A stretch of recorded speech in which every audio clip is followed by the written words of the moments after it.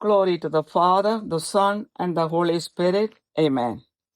Today is July 3rd, St. Thomas Day, and tomorrow is July 4th, America's Independence Day.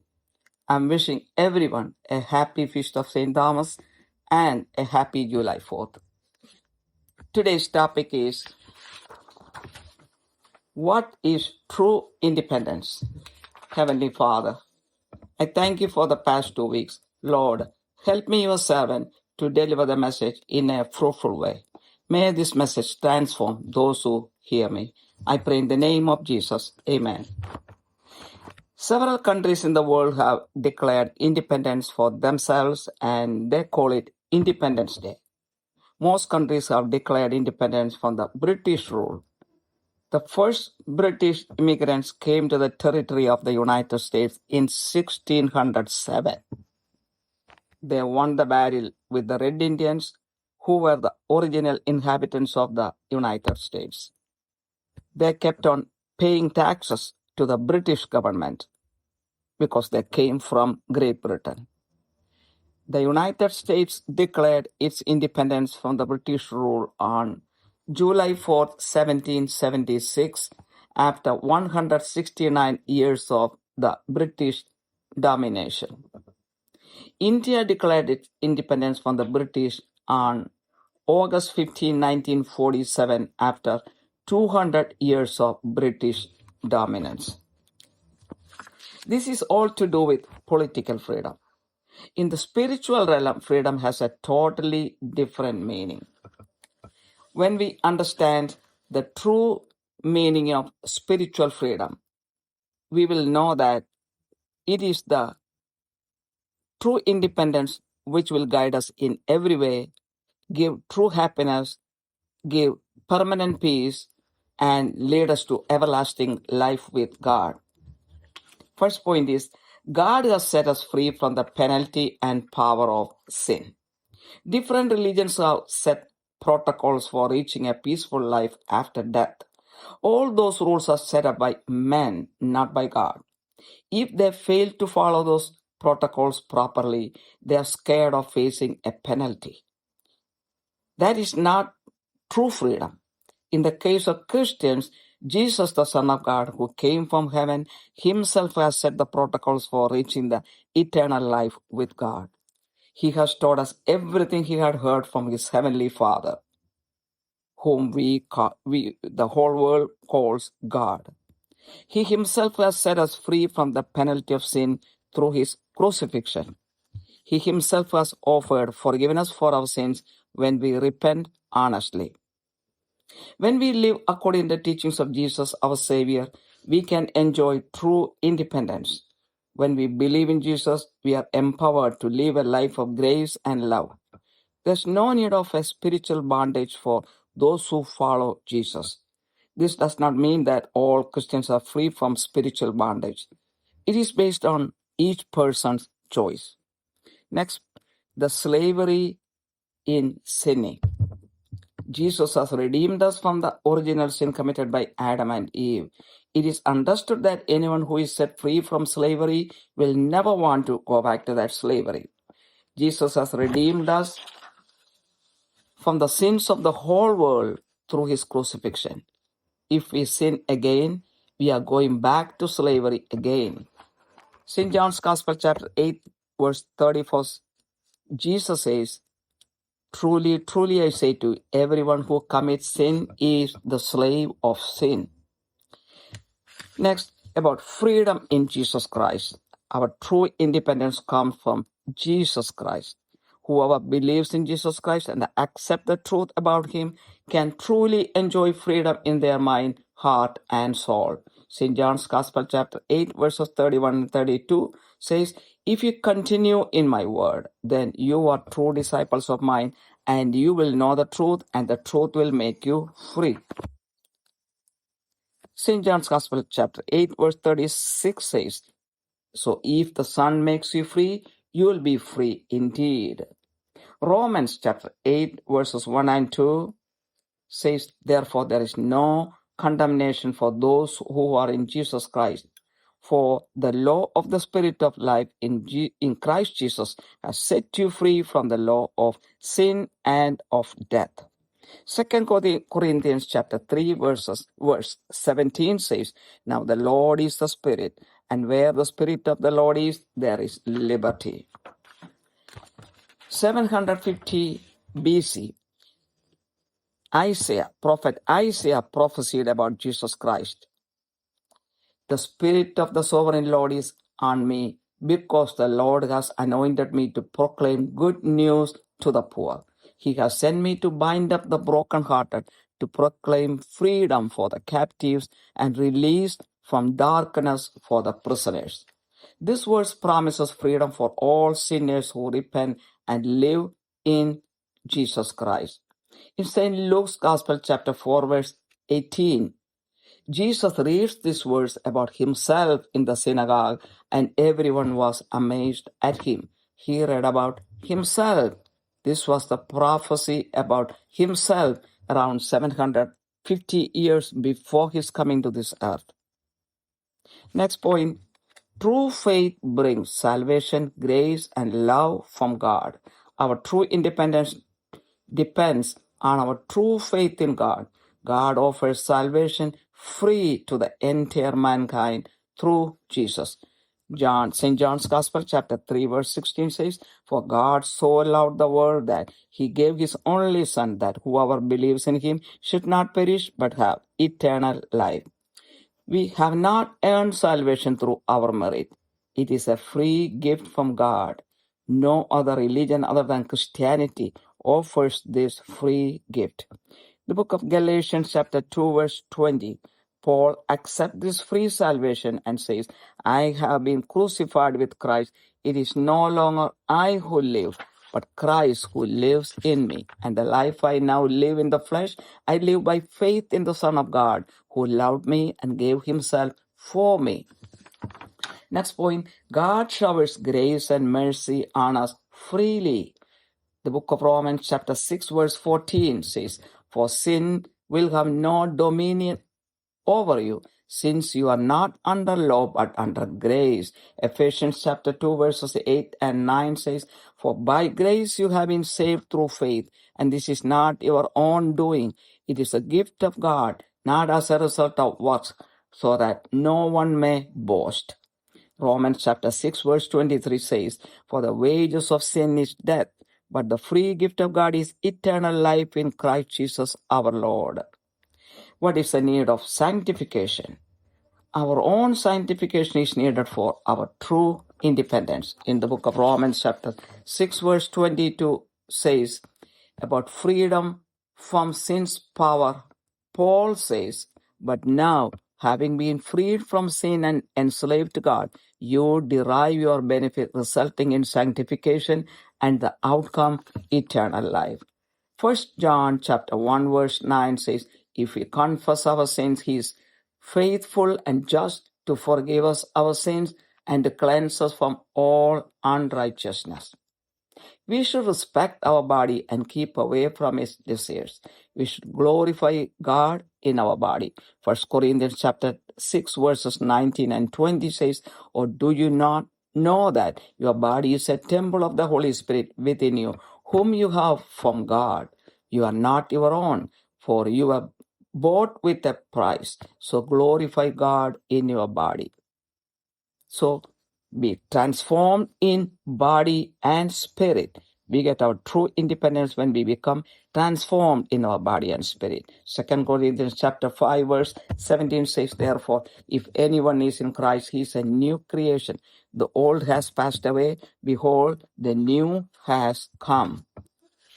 Next, use our freedom to serve God, not to do evil.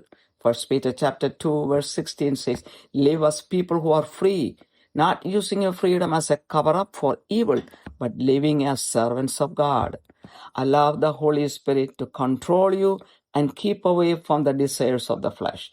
Galatians chapter 5 verse 16 says, But I say, walk by the Spirit, and you will not gratify the desires of the flesh. Desire to become slaves of righteousness. That's what we all should desire to become slaves of righteousness. Romans chapter 6, verse 18 says, and having been set free from sin, you became slaves of righteousness.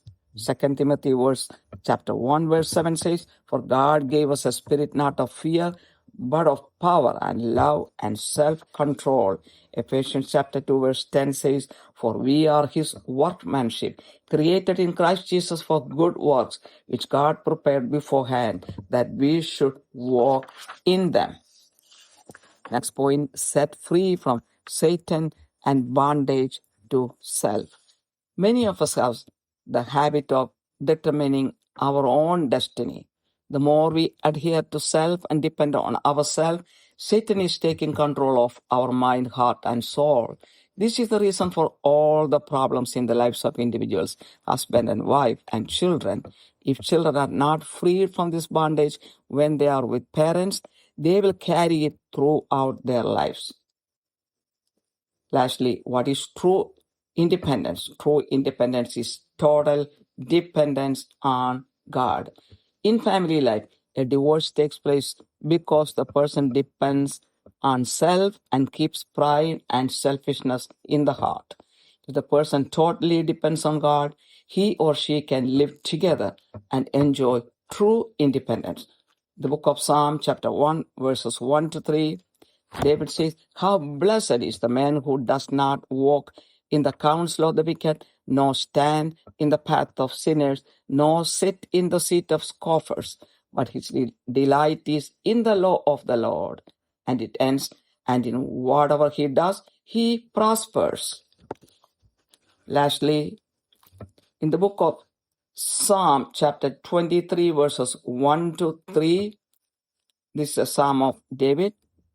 From his total dependence on God, David sings, the Lord is my shepherd, I shall not want. He makes me lie down in green pastures. He leads me beside still waters.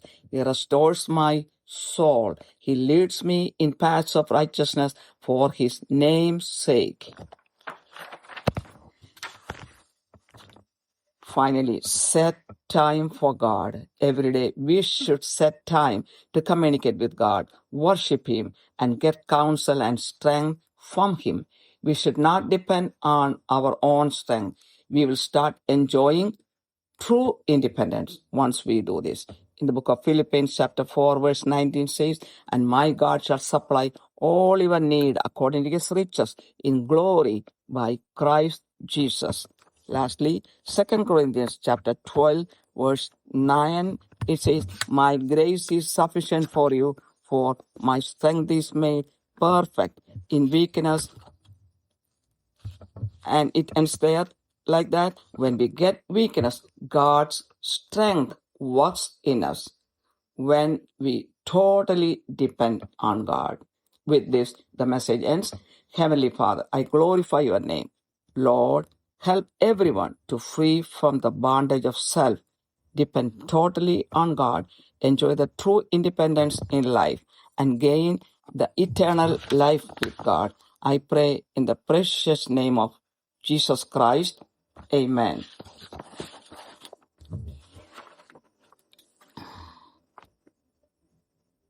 പിതാവിനും പുത്രനും പരിശുദ്ധാത്മാവിനും മഹത്വമുണ്ടായിരിക്കട്ടെ. ഇന്ന് July 3 saint Thomas ദിനമാണ്. നാളെ July 4 അമേരിക്കയുടെ സ്വാതന്ത്ര്യ ദിനമാണ്.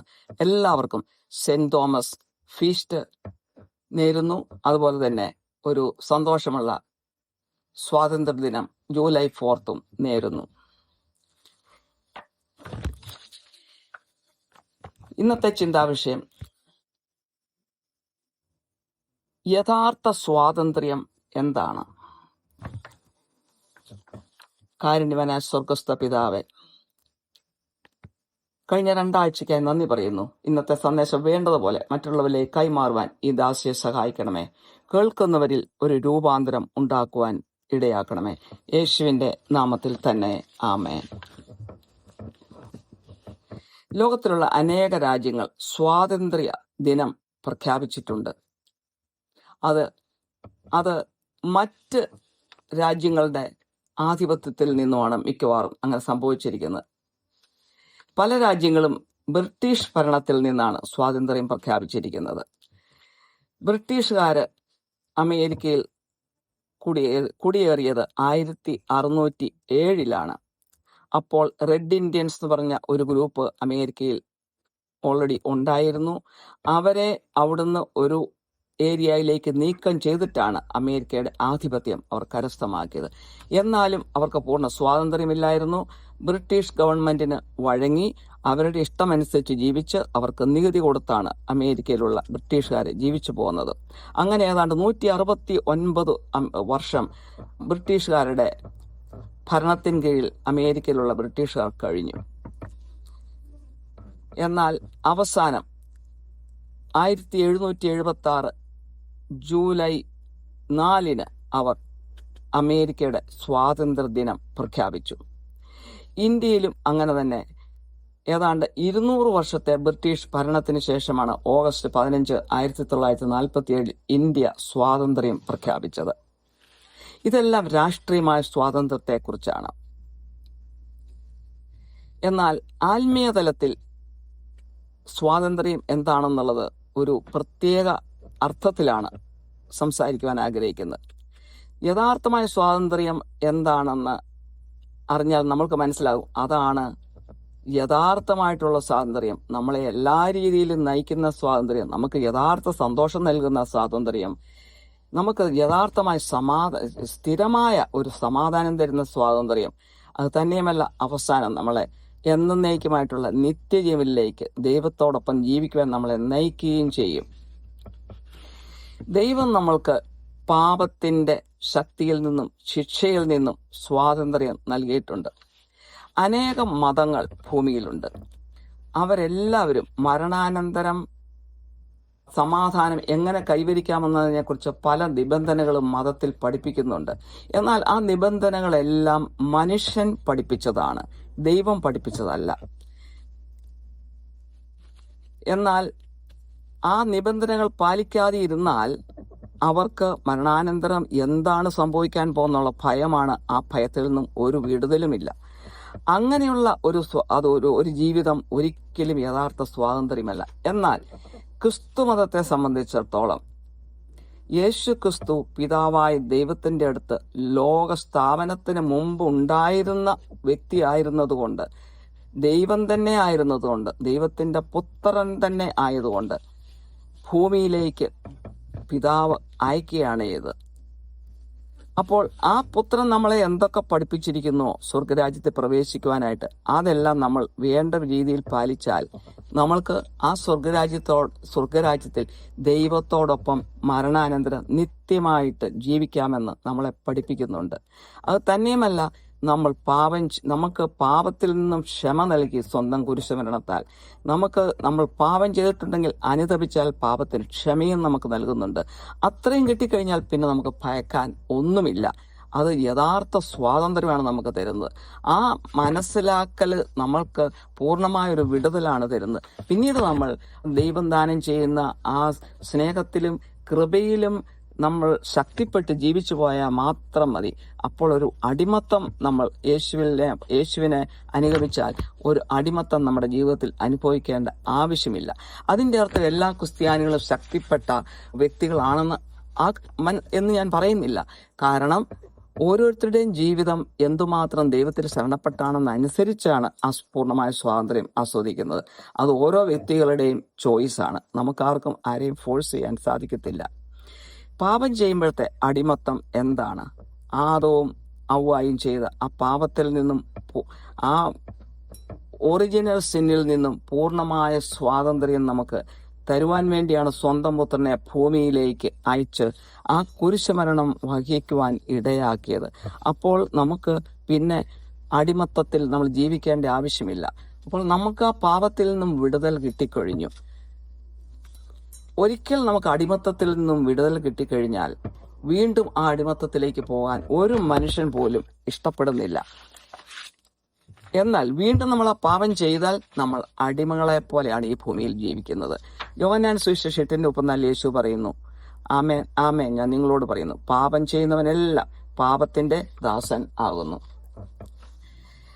യേശുവിലുള്ള സ്വാതന്ത്ര്യം എന്താണ്? യഥാർത്ഥ സ്വാതന്ത്ര്യം നമുക്ക് കിട്ടുന്നത് യേശു ക്രിസ്തുവിൽ നിന്നാണ്.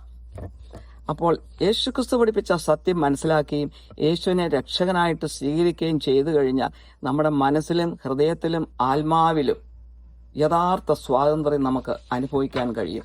അത് അനുഭവിക്കുന്ന ഒരു വ്യക്തി ആയതുകൊണ്ടാണ് ഇത് പറയുന്നത്. യോഹന്നാൻ സുവിശേഷം 8:31-32 വചനങ്ങളിൽ പറയുന്നു, തന്നിൽ വിശ്വസിച്ച യഹൂദന്മാരോട് യേശു, എന്റെ വചനത്തിൽ നിലനിൽക്കുന്നുവെങ്കിൽ നിങ്ങൾ വാസ്തവമായി എന്റെ ശിഷ്യന്മാരായി, സത്യമറിയുകയും സത്യം നിങ്ങളെ സ്വതന്ത്രരാക്കുകയും ചെയ്യും എന്ന് പറഞ്ഞു. 36-ാമത്തെ വചനത്തിൽ പറഞ്ഞു, പുത്രൻ നിങ്ങൾക്ക് സ്വാതന്ത്ര്യം വരുത്തിയാൽ നിങ്ങൾ സാക്ഷാൽ സ്വതന്ത്ര ആകും. റോമാക്കാർക്ക് എഴുതിയ ലേഖനം 8:1-2 വചനങ്ങളിൽ പറയുന്നു, അതുകൊണ്ട് ഇപ്പോൾ ക്രിസ്തുയേശുവിലുള്ളവർക്ക് ഒരു ശിക്ഷാവിധിയുമില്ല. ജീവന്റെ ആത്മാവിന്റെ പ്രമാണം എനിക്ക് പാപത്തിന്റെയും മരണത്തിന്റെയും പ്രമാണത്തിൽ നിന്ന് ക്രിസ്തുയേശുവിൽ സ്വാതന്ത്ര്യം വരുത്തിയിരിക്കുന്നു. 2 കൊറിന്ത്യർ 3:17 പറയുന്നു, കർത്താവ് ആത്മാവാകുന്നു, കർത്താവിന്റെ ആത്മാവുള്ളിടത്ത് സ്വാതന്ത്ര്യം ഉണ്ട് എന്ന്. യേശയ്യാപ്രവാചകന്റെ പുസ്തകം 61-ാം അധ്യായത്തിന്റെ 1-ാമത്തെ വചനത്തിൽ യേശു ക്രിസ്തുവിനെ കുറിച്ച് 750 BC യേശയ്യാപ്രവാചകൻ ഇങ്ങനെ പ്രവചിച്ചു, എളിയവരോട് സദ്വാർത്തമാനം ഘോഷിപ്പാൻ യഹോവ എന്നെ അഭിഷേകം ചെയ്തിരിക്കുകൊണ്ട് യഹോവയായ കർത്താവിന്റെ ആത്മാവ് എന്റെ മേലിരിക്കുന്നു. ഹൃദയം തകർന്നവരെ മുറിക്കെട്ടുവാനും തടവുകാർക്ക് വിടുതലും ബദ്ധന്മാർക്ക് സ്വാതന്ത്ര്യം അറിയിപ്പാനും എന്നെ അയച്ചിരിക്കുന്നു എന്ന്. അതായത് മനസ്തപിച്ച് യേശു ക്രിസ്തുവിൽ വിശ്വസിക്കുന്ന ഏവനും, ഏതു പാപിക്കും ദൈവം സ്വാതന്ത്ര്യം വാഗ്ദാനം ചെയ്തിരിക്കുകയാണ്. ലൂക്കാട് സുവിശേഷം 4:18 നമ്മൾ കാണുന്നു, യേശു ക്രിസ്തുവിന് വായിക്കുവാനായിട്ട് ചുരുൾ കൊടുത്തപ്പോൾ ഈ ഭാഗം ഇത് മാത്രം വായിച്ചിട്ട് യേശു പോയി ഇരുന്നപ്പോൾ എല്ലാവരും കണ്ണ് തുറിച്ച് യേശുവിനെ നോക്കുന്നു, എന്താണ് ഇതിന്റെ അർത്ഥമെന്ന്. ഇതെല്ലാം ലോകസ്ഥാപനത്തിന് മുമ്പേ ഉണ്ടായിരുന്ന യേശു ക്രിസ്തു നമ്മുടെ പാപരക്ഷയ്ക്കായിട്ട് വന്ന് നമ്മൾക്ക് ഈ പാപത്തിന്റെ അടിമത്തിൽ നിന്ന് മോചനം നൽകുവാനായിട്ടുള്ള ആ ഒരു ഡിക്ലറേഷനാണ് യേശു ക്രിസ്തു അവിടെ ചെയ്തത്. അടുത്തതായി, ദൈവത്തിലുള്ള യഥാർത്ഥ വിശ്വാസവും ദൈവത്തിൽ നിന്നുള്ള രക്ഷയും കൃപയും സ്നേഹവും എന്താണ്?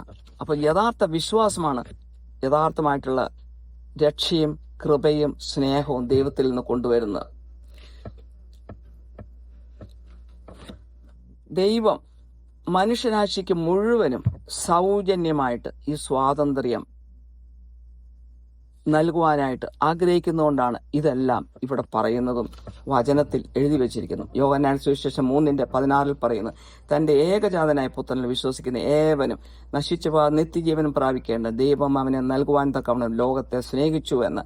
ഇത് ക്രിസ്ത്യാനികൾക്ക് വേണ്ടി മാത്രമല്ല, ലോകം മുഴുവനും വേണ്ടിയുള്ള ദൈവത്തിന്റെ പദ്ധതിയാണ്. നമ്മുടെ കഴിവുകൊണ്ടല്ല നമ്മൾ രക്ഷ നേടിയത്, അത് ദൈവത്തിൽ നിന്ന് സമ്മാനമായിട്ട്, ഒരു ദാനമായിട്ട് നൽകിയതാണ്. ഇത് ക്രിസ്തുമതമല്ലാതെ വേറൊരു മതവും ഇങ്ങനെ ദാനമായിട്ട് രക്ഷ ആർക്കും നൽകുന്നില്ല. ഗലാത്യർക്ക് എഴുതിയ 2:20 ഇതിനെ പൂർണ്ണമായിട്ടും ഉൾക്കൊണ്ടുകൊണ്ട് പൗലോസ്ലീഹ ഇപ്രകാരം പറയുന്നു, ഞാൻ ക്രിസ്തുവിനോടുകൂടെ ക്രൂശിക്കപ്പെട്ടിരിക്കുന്നു, ഇനി ജീവിക്കുന്നത് ഞാനല്ല, ക്രിസ്തു അത്രേ എന്നിൽ ജീവിക്കുന്നു. ഇപ്പോൾ ഞാൻ ജഡത്തിൽ ജീവിക്കുന്നതോ എന്നെ സ്നേഹിച്ച് എനിക്ക് വേണ്ടി തന്നെത്താൻ ഏൽപ്പിച്ചു കൊടുത്ത ദൈവപുത്രങ്ങളിലുള്ള വിശ്വാസത്താൽ അത്രേ ജീവിക്കുന്നത്. അടുത്തതായി, ദൈവം കൃപയും കരുണയും സൗജന്യമായി നമ്മളിലേക്ക് ഒഴുക്കുന്നു.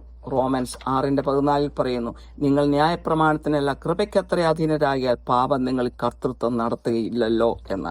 എഫേഷ്യൻസ് 2:8-9 വചനങ്ങളിൽ പറയുന്നു, കൃപയാലല്ലോ നിങ്ങൾ വിശ്വാസങ്ങളിൽ രക്ഷിക്കപ്പെട്ടിരിക്കുന്നു, അതിനും നിങ്ങൾ കാരണമല്ല, ദൈവത്തിന്റെ ദാനമത്രയാകുന്നു, ആരും പ്രശംസിക്കാതിരിപ്പാൻ പ്രവൃത്തികളും കാരണമല്ല. റോമൻസ് 6:23 പറയുന്നു, പാപത്തിന്റെ ശമ്പളം മരണമത്രേ, ദൈവത്തിന്റെ കൃപാവരമോ നമ്മുടെ കർത്താവായ യേശു ക്രിസ്തുവിൽ നിത്യജീവൻ തന്നെ. ഇനി സ്വയം വിശുദ്ധീകരിക്കേണ്ട ആവശ്യകതയെക്കുറിച്ച് സംസാരിക്കാം. യഥാർത്ഥ സ്വാതന്ത്ര്യം നമ്മൾ ജീവിതത്തിൽ അനുഭവിക്കണമെങ്കിൽ നമ്മൾ നമ്മളെ തന്നെ വിശുദ്ധീകരിക്കേണ്ടതായ ആവശ്യമുണ്ട്. റോമൻസ് 6:22 പറയുന്നു, പാപത്തിന്റെ ശക്തിയിൽ നിന്നുള്ള സ്വാതന്ത്ര്യത്തെക്കുറിച്ച് പൗലോസ്ലീഹ പറയുന്നു. എന്നാൽ ഇപ്പോൾ പാപത്തിൽ നിന്ന് സ്വാതന്ത്ര്യം പ്രാപിച്ച് ദൈവത്തിന് ദാസന്മാരായിരിക്കാൻ നിങ്ങൾക്ക് ലഭിക്കുന്ന ഫലം വിശുദ്ധീകരണവും അതിന്റെ അന്ത്യം നിത്യജീവനും ആകുന്നുവെന്ന് 1 യോഹന്നാൻ 1:9 പറയുന്നു, നമ്മുടെ പാപങ്ങളെ ഏറ്റുപറയുന്നുവെങ്കിൽ അവൻ നമ്മോട് പാപങ്ങളെ ക്ഷമിച്ച് സകല അനീതിയും പോക്കി നമ്മെ ശുദ്ധീകരിപ്പാൻ തക്കവണ്ണം വിശ്വസ്തനും നീതിമാനും ആകുന്നുവെന്ന്. അടുത്തതായി, നമ്മൾ ഓരോരുത്തരും നമ്മളുടെ ശരീരത്തെ ബഹുമാനിക്കുകയും പാപത്തിൽ നിന്ന് വിട്ടൊഴിയുകയും ജഡിക അഭിലാഷങ്ങളിൽ നിന്ന് വിട്ടുമാറുകയും ചെയ്യണം. നമ്മളുടെ ശരീരത്തിൽ തന്നെ നമ്മൾ ദൈവത്തെ മഹത്വപ്പെടുത്തണം. 1 കൊറിന്ത്യൻസ് 6:19-20 വചനങ്ങളിൽ പൗലോസ്ലീഹ പറയുന്നു, ദൈവത്തിന്റെ ദാനമായി നിങ്ങളിലിരിക്കുന്ന പരിശുദ്ധാത്മാവിന്റെ മന്ദിരമാകുന്നു. നിങ്ങളുടെ ശരീരമെന്ന് നിങ്ങളെ വിലയ്ക്ക് വാങ്ങിയിരിക്കാൻ നിങ്ങൾ താന്താങ്ങൾക്കുള്ളവരല്ല എന്നും അറിയുന്നില്ലയോ? ആകയാൽ നിങ്ങളുടെ ശരീരം കൊണ്ട് ദൈവത്തെ മഹത്വപ്പെടുത്തുവിൻ എന്നും. നമ്മൾ നമ്മുടെ ശരീരത്തിലും ആത്മാവിലും രൂപാന്തരം പ്രാപിക്കേണ്ട ആവശ്യമുണ്ട്. അങ്ങനെ രൂപാന്തരം ഉണ്ടാകുമ്പോഴാണ് യഥാർത്ഥ സ്വാതന്ത്ര്യം നമ്മൾ ജീവിതത്തിൽ അനുഭവിക്കുന്നത്. 2 കൊറിന്ത്യൻസ് 5:17 വീണ്ടും പറയുന്നു, ഒരുത്തൻ ക്രിസ്തുവിലായാൽ അവൻ പുതിയ സൃഷ്ടിയാകുന്നു, പഴയത് കഴിഞ്ഞുപോയി, ഇതാ അത് പുതുതായി തീർന്നിരിക്കുന്നു എന്ന്. വീണ്ടും അടുത്ത പോയിന്റ്, നമുക്ക് ദൈവത്തെ സെർവ് ചെയ്യുവാനുള്ള, ദൈവവേല ചെയ്യുവാനുള്ള സ്വാതന്ത്ര്യം നമ്മൾ ഉപയോഗിക്കുകയും പാപത്തിൽ നിന്ന്, തിന്മയിൽ നിന്ന് വിട്ടുമാറി നിൽക്കുകയും ചെയ്യണം. 1 പീറ്റർ 2:16 പറയുന്നു, സ്വതന്ത്രരായും സ്വാതന്ത്ര്യം ദുഷ്ടതയ്ക്ക് മറയാക്കാതെ ദൈവത്തിന്റെ ദാസന്മാരായും നടപ്പിൻ എന്ന്. നമ്മൾ പരിശുദ്ധാത്മാവിനെ നമ്മൾ നമ്മുടെ ജീവിതത്തിൽ അനുവദിച്ചാൽ നമുക്ക് ഈ ജഡത്തിന്റെ അഭിലാഷങ്ങളെ നിയന്ത്രിക്കാനും അതിൽ നിന്ന് പൂർണ്ണമായി വിട്ടുനിൽക്കുവാനും നമ്മൾക്ക് കഴിയും. ഗലാത്യർക്ക് എഴുതിയ ലേഖനം 5:16 പറയുന്നു, ആത്മാവിനെ അനുസരിച്ച് നടപ്പിൻ, എന്നാൽ നിങ്ങൾ ജഡത്തിന്റെ മോഹം നിവർത്തിക്കുകയില്ല എന്ന് ഞാൻ പറയുന്നു. അപ്പോൾ നമ്മൾ ആഗ്രഹിക്കേണ്ടത് നീതിയുടെയും നന്മയുടെയും അടിമകളാകുവാനാണ് ആഗ്രഹിക്കേണ്ടത്. പാപത്തിന്റെ അല്ല, നീതിയുടെയും നന്മയുടെയും അടിമകളാകുവാൻ. റോമൻസ് 6:18 പറയുന്നു, പാപത്തിൽ നിന്ന് സ്വാതന്ത്ര്യം ലഭിച്ച് നീതിക്ക് ദാസന്മാരായി തീർന്നുകൊണ്ട് ദൈവത്തിന് സ്തോത്രമെന്ന്. അതാണ് പൗലോസ്ലീഹ ചെയ്തത്. 2 തിമോത്തി 1:7 പറയുന്നു, ഭീരുത്വത്തിന്റെ ആത്മാവിനെയല്ല, ശക്തിയുടെയും സ്നേഹത്തിന്റെയും സുബോധത്തിന്റെ ആത്മാവിനെ അത്രേ ദൈവം നമുക്ക് തന്നത്. എഫേസ്യസ് 2:10 പറയുന്നു, നാം അവന്റെ കൈപ്പണിയായി സൽപ്രവൃത്തികൾക്കായിട്ട് ക്രിസ്തുയേശുവിൽ സൃഷ്ടിക്കപ്പെട്ടവരാകുന്നു, നാം ചെയ്തു പോരേണ്ടതിന് ദൈവം അവ മുന്നൊരുക്കിയിരിക്കുന്നു എന്ന്. അവസാനമായിട്ടല്ല, നമ്മൾ സാത്താനിൽ നിന്നും, ഞാൻ എന്ന ഭാവത്തിന്റെ അടിമത്തത്തിൽ നിന്നും നമ്മളെ തന്നെ വിടുവിക്കണം. പല ആൾക്കാരും, അനേകര് ചിന്തിക്കുന്നുണ്ട്, ഞാനാണ് എൻ്റെ ഭാവി തീരുമാനിക്കുന്നത്, മറ്റാരുമല്ല, ദൈവമോ അല്ല, മറ്റാരുമോ അല്ല. അങ്ങനെ ആര് സ്വന്തം ശക്തിയിൽ മാത്രം ആശ്രയിച്ച് മുന്നോട്ട് പോകാൻ ആഗ്രഹിക്കുന്നു, അവരുടെ മനസ്സിനെയും ഹൃദയത്തിനെയും ആത്മാവിനെയും കൺട്രോൾ ചെയ്യുന്ന സാത്താനാണ്. ഇതാണ് പല കുടുംബങ്ങളിലും, പല വ്യക്തികളിലും, കുടുംബ ജീവിതങ്ങളിലും, കുട്ടികളിലും ഉണ്ടാകുന്ന അനേക ബന്ധനങ്ങൾക്ക് കാരണം. അപ്പൊ ഈ ബന്ധനത്തിൽ നിന്ന്, ഞാനെന്ന ഭാവത്തിൽ നിന്ന് വിടുതൽ മാതാപിതാക്കളുടെ കൂടെ ജീവിക്കുമ്പോൾ മക്കൾക്ക് കിട്ടിയില്ല എങ്കിൽ അവരുടെ ജീവിതകാലം മുഴുവനും അവർ ആ ഞാനെന്ന ഭാവത്തിന്റെ അടിമകളായി ജീവിക്കും. അവസാനമായിട്ട്, യഥാർത്ഥ സ്വാതന്ത്ര്യം എന്ന് പറയുന്നത് പൂർണ്ണമായും ദൈവത്തെ ആശ്രയിക്കുന്നതാണ്. അനേക കുടുംബങ്ങളിൽ വിവാഹമോചനങ്ങൾ നടക്കുന്നു. പ്രധാനപ്പെട്ട കാരണം, ഒരു വ്യക്തി സ്വയത്തിൽ മാത്രം ആശ്രയിക്കുകയും അഹങ്കാരവും സ്വാർത്ഥതയും മനസ്സിൽ കീപ്പ് ചെയ്യുകയും ചെയ്ത് ദൈവത്തെ ഭയക്കാതെ ഇരിക്കുമ്പോൾ ആണ് ഇങ്ങനെയൊരു സംഭവം നടക്കുന്നത്. എന്നാൽ പൂർണ്ണമായി ദൈവത്തിൽ ആശ്രയിച്ചാൽ ആ വ്യക്തിക്ക് യഥാർത്ഥ സ്വാതന്ത്ര്യം കിട്ടുകയും ഇങ്ങനെയുള്ള വിവാഹമോചനങ്ങളിൽ നിന്ന് ഒഴിവാകാൻ ഇടയാകുകയും ചെയ്യും. സങ്കീർത്തനം 1:1-3 വരെയുള്ള വചനങ്ങളിൽ ഇപ്രകാരം ദാവീദ് പറയുന്നു, ദുഷ്ടന്മാരുടെ ആലോചന പ്രകാരം നടക്കാതെ, പാപികളുടെ വഴിയിൽ നിൽക്കാതെയും പരിഹാസികളുടെ ഇരിപ്പിടത്തിൽ ഇരിക്കാതെ യഹോവയുടെ ന്യായപ്രമാണത്തെ സന്തോഷിച്ച് അവന്റെ ന്യായപ്രമാണത്തെ രാപ്പകൽ ധ്യാനിക്കുന്നവൻ ഭാഗ്യവാൻ. അവൻ ആറ്റരികത്ത് നട്ടിരിക്കുന്ന തക്ക കാലത്ത് ഫലം കായ്ക്കുന്നു, ഇല വാടാത്തതുമായി വൃക്ഷം പോലെയിരിക്കും, അവൻ ചെയ്യുന്നതൊക്കെയും സാധിക്കും. സങ്കീർത്തനം 21:1 3 വരെയുള്ള വചനങ്ങളിൽ ദാവീദ് ദൈവത്തിൽ പൂർണ്ണമായി ആശ്രയിച്ചുകൊണ്ട് ഇപ്രകാരം പറയുന്നു: യഹോവന്റെ ഇടയനാകുന്നു, എനിക്ക് മുട്ടുണ്ടാകില്ല. പശ്ചാത്തലപ്പുറങ്ങളിൽ അവൻ എന്നെ കിടത്തുന്നു, സ്വസ്ഥതയുള്ള വെള്ളത്തിനടുത്തേക്ക് എന്നെ നടത്തുന്നു. എന്റെ പ്രാണനെ അവൻ തണുപ്പിക്കുന്നു, തിരുനാമ നിമിത്തം എന്നെ നീതിപാതകൾ കൂടി നടത്തുന്നു. അപ്പോൾ നമുക്ക് ഓരോരുത്തർക്കും ചെയ്യാവുന്നത് ദൈവത്തിനായിട്ട് പ്രത്യേക സമയം മാറ്റിവെക്കുക. അത് ദൈവവുമായിട്ട് സംസാരിക്കുവാനും ദൈവത്തെ ആരാധിക്കുവാനും ദൈവത്തിൽ നിന്ന് ഉപദേശം തേടുവാനുമുള്ള സമയമായിരിക്കണം. അപ്പോൾ നമ്മൾ നമ്മളിൽ തന്നെ പൂർണ്ണമായിട്ട് ആശ്രയിക്കാതിരിക്കും, ദൈവത്തിൽ ആശ്രയിക്കാൻ തുടങ്ങും. അതാണ് യഥാർത്ഥ സ്വാതന്ത്ര്യം. ഫിലിപ്പീൻസ് 4:19 പറയുന്നു: എന്റെ ദൈവമോ നിങ്ങളുടെ ബുദ്ധിമുട്ടൊക്കെ മഹത്വത്തോടെ തന്റെ ധനത്തിനൊത്തവണ്ണം ക്രിസ്തുവേശുവിൽ പൂർണ്ണമായി തീർത്തു തരും. അവസാനത്തെ വചനം 2 കൊറിന്ത്യൻസ് 12:9: അവൻ എന്നോട് എന്റെ കൃപ നിനക്ക് മതി, എന്റെ ശക്തി ബലഹീനതയിൽ തികഞ്ഞു വരുന്നു എന്ന് പറഞ്ഞു. അപ്പോൾ നമ്മൾ വീക്കായി കഴിയുമ്പോൾ, നമുക്ക് ബലമൊട്ടുമില്ലെന്നാകുമ്പോൾ, ആ ദൈവം നമ്മളെ താങ്ങി നിർത്തും. നമ്മൾ പൂർണ്ണമായും ദൈവത്തിൽ ആശ്രയിക്കുമ്പോൾ ആ ശക്തി മതി നമുക്ക് ഈ ഭൂമിയിൽ. ആ ശക്തി നമ്മളെ ദൈവത്തോടുകൂടി എന്നും ജീവിക്കുവാനുള്ള ആ കൃപയിലേക്ക് വഴി നടത്തുകയും ചെയ്യും. ഇതോടെ ഈ സന്ദേശം ഇവിടെ അവസാനിക്കുന്നു. കാരുണ്യവാനായ സ്വർഗ്ഗപിതാവേ, ഈ സന്ദേശം കേൾക്കുന്ന എല്ലാവരെയും അനുഗ്രഹിക്കണമേ. അവനവനിൽ മാത്രം ആശ്രയിക്കുന്ന അടിമത്തത്തിൽ നിന്ന് സ്വതന്ത്രരാകുവാനും ദൈവത്തിൽ പൂർണ്ണമായി ആശ്രയിക്കുവാനും ജീവിതത്തിൽ യഥാർത്ഥ സ്വാതന്ത്ര്യം ആസ്വദിക്കുവാനും അങ്ങനെ നിത്യജീവൻ കൈവരിക്കുവാനും എല്ലാവരെയും സഹായിക്കണമേ. മാനവ മഹത്വം അവിടത്തേക്ക് തരുന്നു. യേശുക്രിസ്തുവിന്റെ വിലയേറിയ നാമത്തിൽ തന്നെ. ആമേൻ.